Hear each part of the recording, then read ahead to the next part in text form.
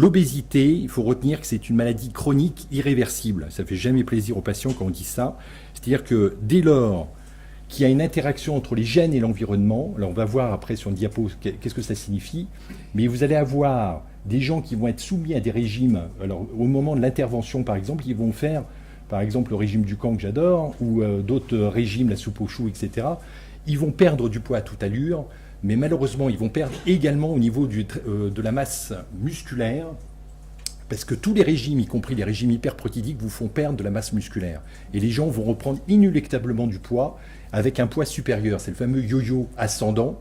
Et malheureusement, je vous ai dit qu'il y a des contraintes qui s'exercent sur les adipocytes et qui sont irréversibles. C'est-à-dire que pendant ce temps-là, vous avez accru votre pool de cellules adipeuses et ça va devenir irréversible. C'est-à-dire qu'en aucun cas, vous ne pourrez revenir à votre poids initial avec le même stock de cellules adipeuses.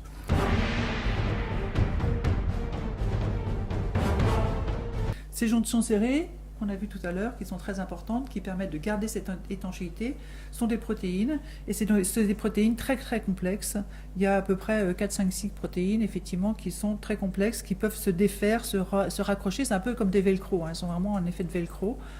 Et il y a, à Toulouse, il y a une équipe, effectivement, qui a bien démontré que ces jonctions serrées sont circulaires, hein. Elles font une espèce de ruban. Elles sont contractiles, donc elles ont des muscles lisses, et sous l'effet du stress, effectivement, elles vont se resserrer. Hein, c'est un petit peu comme ça qu'on explique le problème de perméabilité intestinale qu'on observe avec le stress. Et c'est peut-être aussi pour ça, effectivement, qu'on grossit. Un des facteurs, effectivement, qui font grossir quand on est stressé, c'est qu'effectivement, on a un syndrome de perméabilité intestinale tout à fait fonctionnel, parce que là, on crée une constriction de la cellule, et donc on ouvre on crée des fuites cellulaires, intercellulaires.